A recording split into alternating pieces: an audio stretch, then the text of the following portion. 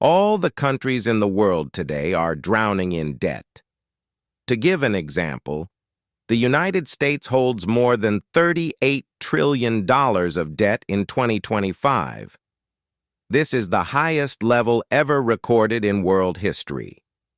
The European Union owes roughly $14 trillion. Japan is at about $9 trillion. Even countries rich in natural resources and oil, or China with its massive production power and dominance in global exports, are buried in enormous debt. But here lies the irony. If every country is in debt, who is lending all this money? That is what you will learn on this channel, because nothing is exactly as it seems. Debt is not just a chain around the ankle. It is the architecture of the modern world. Every war, every crisis, every rise and collapse has been built upon this invisible skeleton. And when you try to trace the creditors, you discover that there is no end to it. Think of it like a never-ending car race. The world is not, in truth, indebted to a specific person, nation, family, or institution. It is indebted to itself. But that does not mean everyone benefits equally. Today, if the world is weighed down by over $315 trillion of total debt, around 3 times the size of the global economy, then to understand how we arrived here, we need to go back to the very beginning. Centuries before the first credit card was ever used, the idea of national debt was born not on Wall Street, but in the birthplace of most bad ideas: war. In 1694, England was at war with France and was running out of gold. The king turned to merchants for help. In exchange for fixed interest secured by tax revenues, wealthy traders agreed to finance the crown. To manage this new system, the Bank of England was established. This was nothing short of revolutionary. The state could now spend money it did not actually have. Of course, there was a price. Creditors received something you could not buy with gold or silver, a promise from the state itself, a promise that could be bought, sold, and transferred. This was the birth of the government bond, the first step of the modern financial system. France copied it. The Dutch improved it. The newly independent United States adopted it to fund its revolution and expansion westward. National debt was no longer seen as a weakness, but as a guarantee. To even borrow money, you had to learn how to use it. Fast forward 3 centuries. Today, debt is the world's largest export. The U.S. owes $38 trillion. Japan over $9 trillion.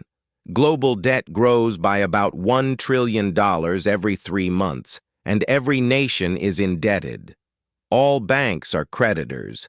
Every citizen is both borrower and lender through their taxes, savings, and pension funds. So who is at the other end of the pier? Let us start with the United States, because its debt is not only national, it is global. Roughly half of that $38 trillion is publicly held debt, meaning it is owed not to government agencies, but to investors. About 2/3 of those investors are American banks, pension funds, asset managers, insurance companies, and the Federal Reserve itself. The remaining third, around $9 trillion, is held abroad. The single largest foreign creditor is Japan, with about $1 trillion. Next is China, with roughly $800 billion. Then the United Kingdom, Luxembourg, and Belgium. So yes, when people say the U.S. owes money to China, that is true. But it represents only about 2% of total U.S. debt. Most of America's debt is owed to America. The Treasury issues bonds. Banks and funds buy them. The Federal Reserve often buys them back and creates new dollars in return. Americans pay taxes. Those taxes finance the interest on the bonds, and that interest flows back into American retirement accounts. It is a circular mirror. The debt is real, but the creditor is often the reflection of the same system. And this circularity does not belong only to America. It exists everywhere. Japan lends to the U.S. through bonds. The U.S. lends to Europe through the IMF. Europe lends to developing nations through the World Bank. Developing countries hold their reserves in Western bonds, lending back to advanced economies. Every country holds someone else's promise. Every promise is guaranteed by another promise. It is like a poker table where everyone is borrowing chips from the next player, and the game keeps going simply because no one gets up from the table. Above all this sits the most powerful layer, the market itself. There is a vast, unseen ecosystem behind government bonds.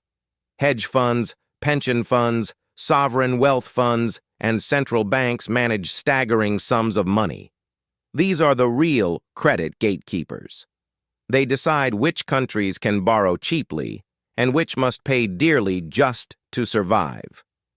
When confidence disappears, economies collapse, governments fall, and entire financial systems can be rebuilt overnight. Democracy decides who governs. The system decides who survives. And at the core of that system stands the market maker of the modern age, central banks. Central banks do not just manage debt. They create it. When the Federal Reserve or the European Central Bank buys government bonds, it creates new money in return. A liability on one balance sheet becomes an asset on another. A dollar created here represents a debt elsewhere. There is no such thing as money without debt. Every coin, every banknote, every digital dollar circulates with an invisible IOU etched onto its surface. For decades, this cycle has survived on trust. As long as investors believe governments will keep paying the interest, even if they never repay the principal, the machine keeps running. But what if trust begins to crack? History already gives us examples. In 2010, Greece could no longer service its debt. Bondholders panicked. Trust evaporated. Interest rates exploded. The ECB and IMF stepped in because they had to in order to protect the system. The price was austerity, higher taxes, cuts, unemployment. A generation paid the bill with lower living standards than their parents, and this was called a rescue. In Argentina, repeated defaults turned debt into a nightmare. In Sri Lanka, when the government ran out of foreign currency to pay its external debt, the result was fuel shortages and political collapse. When the system breaks, creditors suddenly become visible. IMF officials, ratings agencies, anonymous bondholders, hands tightening around the economic lifelines of entire nations. And yet, after every collapse, the machine restarts. New loans are issued.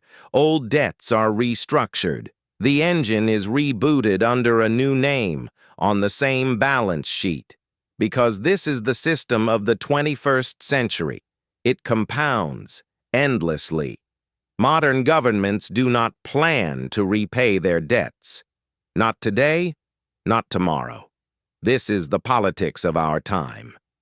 Ordinary people are expected to repay both interest and principal on their loans.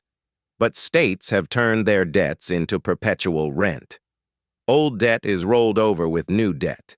Economists call this refinancing. What is really being serviced is the interest, and you must keep paying it. If you cannot, refinancing begins again.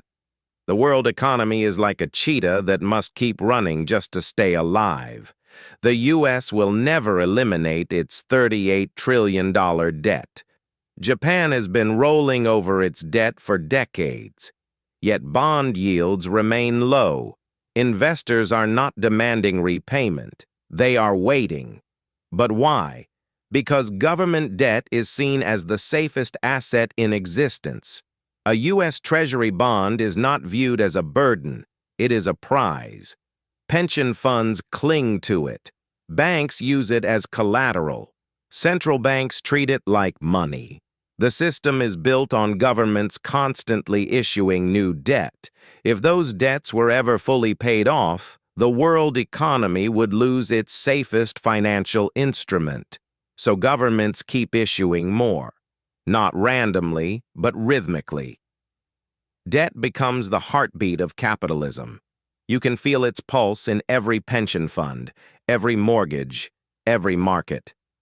That is why, when politicians promise to balance the budget or eliminate national debt, they are selling an illusion. The goal is not to erase debt. The goal is to keep it manageable, payable, and desirable.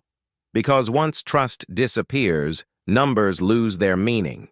The system trembles, interest rates surge, and an economy built on promises grinds to a halt.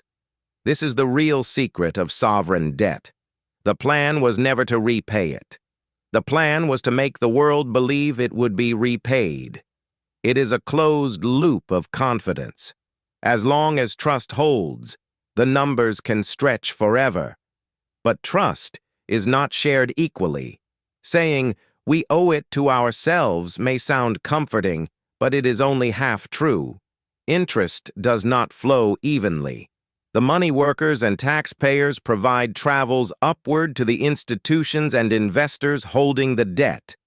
So debt is not just between nations. It is a transfer between classes. As debt grows, inequality grows with it. The system rewards the holder and punishes the payer. If this sounds familiar, that is because it is the same story, just scaled up. From households to nations, from nations to the planet, there are no pure villains and no pure victims. Borrowers and lenders are two sides of the same engine. The real question is, what happens when the fuel runs out? When new debt can no longer sustain the old promises? That is when the question, who is the creditor, stops being abstract and becomes painfully personal. Because there is no single face to blame. Not China, not Wall Street, not the IMF. All of them. And us. Today, debt has become almost indistinguishable from money itself. Governments issue it, banks multiply it, investors trade it, citizens grow dependent on it. The line between debtor and creditor fades. Once, debt meant bondage. Now it means balance. But if that balance ever breaks, if trust collapses, the illusion ends. And we remember what debt really is, a promise that cannot be kept forever. If this perspective has changed the way you see things, I will help you discover what you have been missing. Do not forget to follow.